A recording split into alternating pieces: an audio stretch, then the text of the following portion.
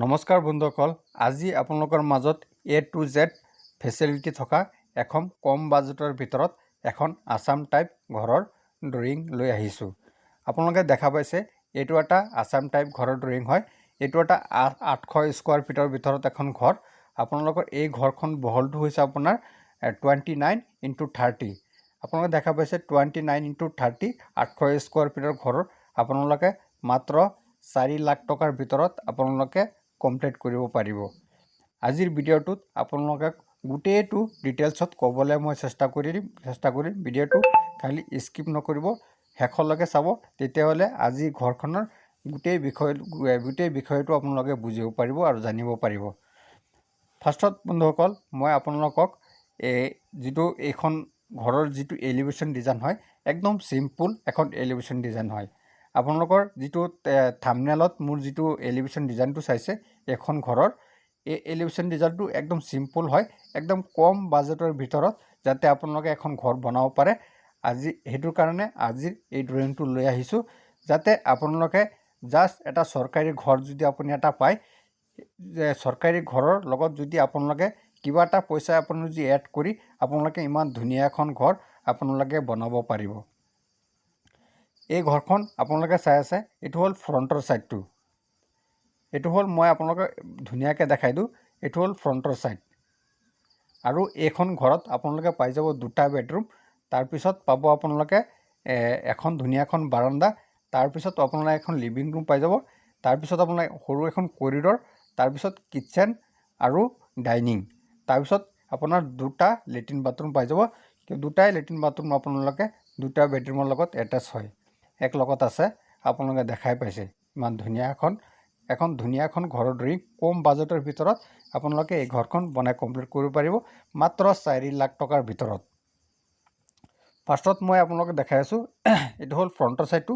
এবাৰ মই এই ঘৰখনৰ বেক ছাইডটো ঘূৰাই আপোনালোকক দেখাই দিছোঁ। তাৰপিছত ইয়াত 2D মডেলত গৈ পেলাই আপোনালোক ধুনীয়াকৈ এই ঘৰখনৰ A to Z আপোনালোকৰ হিচাপটো মই দি আছোঁ। আপোনালোকে ৰুমৰ চাইজবিলাক ধুনীয়াকৈ গম পাব। এইটো হ'ল ফ্ৰণ্টৰ ছাইডটো, এইটো মই এবাৰ দেখাইছোঁ। এইটো হ'ল ফ্ৰণ্টৰ ছাইডটো। এবাৰ বেক ছাইডটো ঘূৰাই পেলাই আপোনাক দেখাই দিম, আপোনালোকে গম পাই যাব। এইটো হ'ল বেক ছাইডটো। বেক ছাইডটোৰ যিটো কৰিডৰৰ যিটো আপোনাৰ বেকডোৰ দিয়া গৈছে, আপোনালোকে ইচ্ছা কৰিলে এইটো ডোৰ দি গৈ পেলাই আপোনাৰ লাষ্টলৈকে আৰু কেতিয়াবা আপোনালোকে ৰুম এক্সট্ৰাকৈ বনাব পাৰিব পিছফালে। এই কৰিডৰ এইটো কাৰণে দৰ্জাটো দিয়া গৈছে, পিছফালে ঘৰৰ পিছফালে যোৱাৰ কাৰণে সুবিধা কৰি আপোনালোকক দিয়া হৈছে। আপোনালোকে দেখা পালে ইমান এটা ধুনীয়া এটা ড্ৰয়িং, কম খৰচাৰ ভিতৰত মানুহে খালি কমেণ্টত কৈ থাকে যে কম বাজেটৰ ভিতৰত এখন ধুনীয়া এখন ড্ৰয়িং লাগে। সেইটোৰ কাৰণে আজিৰ ড্ৰয়িংটো মই বনাইছোঁ এনেকুৱা ছিষ্টেমত। আপোনালোকে দেখা পাইছে এখন ফাৰ্ষ্টত হ'ল বাৰাণ্ডা। বাৰাণ্ডাৰ পৰা আপোনালোকে সোমাই গ'লে এখন ধুনীয়া এখন মেইন ডোৰ, তাৰপিছত এখন সোমাই গৈ পেলাই আপোনালোকে পাই যাব আপোনালোকে এইটো এটা হল ৰুম।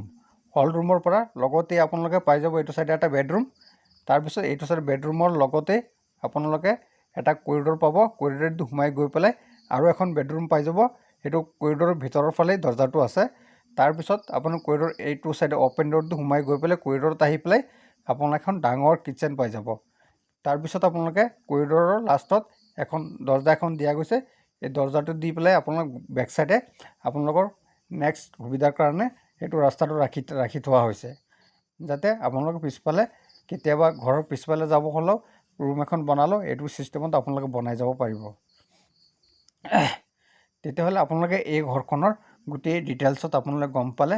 আৰু এটা কথা ক'ব বিচাৰোঁ, ঘৰখনত যদি আপোনালোকৰ নিজৰ ঘৰ এখন বনাম বুলি যদি ভাবিছে, তেতিয়াহ'লে সদায় আপোনালোকে এনেকৈ 3D ড্ৰয়িং বনাইহে আপোনালোকৰ নিজৰ ঘৰখন বনাবলৈ চেষ্টা কৰিব। তেতিয়াহ'লে আপোনালোকৰ কিবা অসুবিধা নহয়।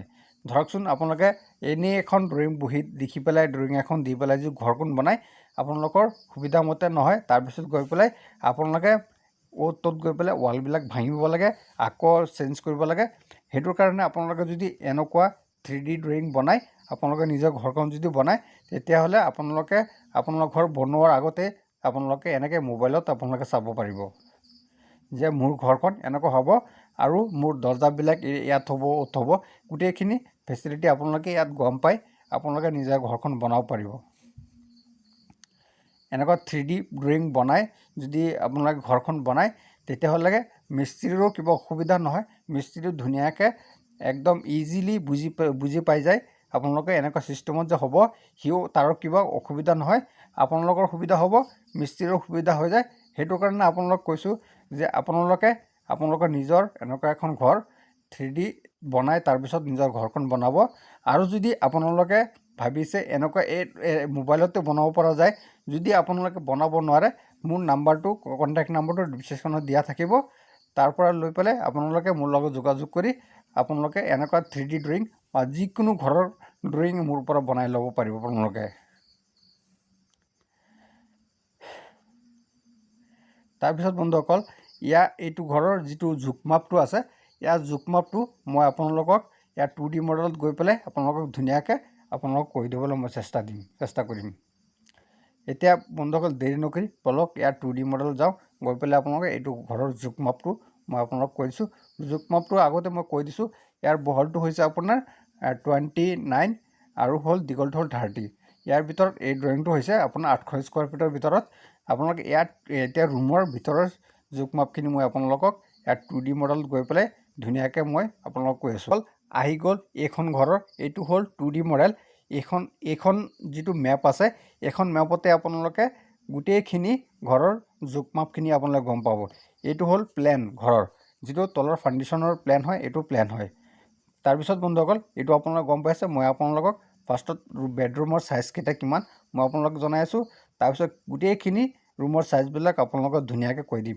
জাষ্ট মই খালি ইয়াত ৰুমৰ চাইজকেইটা কিমান বাই কিমান থাকিব লাগে জাষ্ট এইটো ক'ম। আপোনালোকে যদি এডজাষ্ট কৰি ৰুমকেইটা ডাঙৰ লাগে সৰু কৰে আপোনালোকে এডজাষ্ট কৰি বনাব পাৰিব। এতিয়া ফাৰ্ষ্টত মই এইটো বেডৰুমৰ চাইজটো কিমান মই দেখাই আছোঁ, আপোনালোকক চাই ল'ব। এইটো 12 ইনটু কিমান মই আপোনালোকক দেখাই দিছোঁ, 12 ইনটু 13। ফাৰ্ষ্টত যিটো বেডৰুম এইটো হৈছে 12 ইনটু 13, আপোনালোকে গমেই পালে। মই এইটো অলপ ঠিক কৰি লওঁ, তাৰপিছত মই বাকীকেইটা মই আপোনালোকক ধুনীয়াকৈ দেখাইছোঁ। পিছত নেক্সট যিটো বেডৰুম আছে, এইটো ঘৰত দুটা বেডৰুমেই আছে, এইটো আপোনাৰ 12 ইনটু 13। দুটা বেডৰুমৰ চাইজ আপোনাৰ বন্ধুসকল একেই, 12 ইনটু 13। তেতিয়া আপোনালোকে বেডৰুমৰ চাইজকেইটা গম পাই গ'লে। বাথৰুম লেট্ৰিনৰ চাইজটো কিমান আছে মই কৈ দিছোঁ, 6 ফুট 1 ইঞ্চি আছে, আপোনাক দেখা পালে। এইটো 6 ফুট 1 ইঞ্চি আৰু হ'ল 6 ফুট 5 ইঞ্চি। তেতিয়াহ'লে দুটা লেট্ৰিন বাথৰুমৰ চাইজ একেই। তাৰপিছত আপোনালোকে পাই যাব কিটচেনৰ চাইজটো কিমান, যিহেতু কিটচেন আৰু ডাইনিংটো একেলগত আছে, ডাঙৰ অলপ থাকিব লাগিব।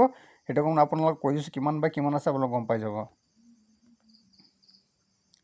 এইটো আছে আপোনাৰ 10 ফুট 6 ইঞ্চি আছে, 10.5 ফুট আছে।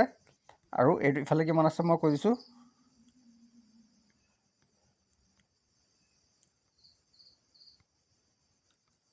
এইফালে আছে আপোনাৰ 11 ফুট 8 ইঞ্চি আছে। তেতিয়াহ'লে আপোনালোকে গম পাইছে 10 ফুট 6 ইঞ্চি আৰু হ'ল 11 ফুট 8 ইঞ্চি। কিটচেনটো যথেষ্ট ডাঙৰ। আপোনালোকে ইয়াত মডুলাৰ কিটচেন বনাই তাৰপিছত আপোনালোকে ধুনীয়াকৈ ডাইনিং এখন থ'ব পাৰিব। কিটচেন আৰু ডাইনিংটো একেলগত দিয়া হৈছে যাতে আপোনালোকৰ বাজেটটো অলপ কমে।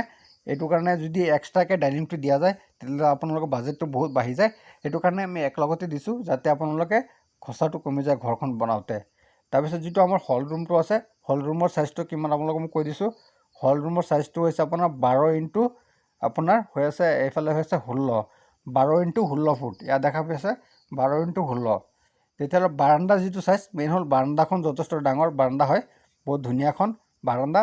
এইটো বহলটো আছে আপোনাৰ 7 ফুট 10 ইঞ্চি আছে আৰু হ'ল এইটো আছে আপোনাৰ 16 ফুট। তেতিয়াহ'লে আপুনি গমেই পাইছে যে বাৰাণ্ডাখনো কিমান ডাঙৰ। আৰু বন্ধুসকল, আপোনালোকে যদি এই ঘৰখন আপোনালোকে বনাব যায় মাত্ৰ 4 লাখ টকাৰ ভিতৰত আপোনালোকে এই ঘৰখন কমপ্লিট কৰিব পাৰিব। তেতিয়া বন্ধুসকল ভিডিঅ'টো দেৰি নকৰি, ভিডিঅ'টো বহুত দীঘল হৈ আছে, তেতিয়াহ'লে ভিডিঅ'টো যদি ভাল লাগিছে লাইক আৰু শ্বেয়াৰ ছাবস্ক্ৰাইব কৰিব। আৰু যদি অধিক জানিবলৈ হয় মোৰ নাম্বাৰটো দিয়া থাকিব, নাম্বাৰত কল কৰি আপোনালোকে জানিব পাৰিব, বুজিব পাৰিব। থেংক ইউ, ধন্যবাদ।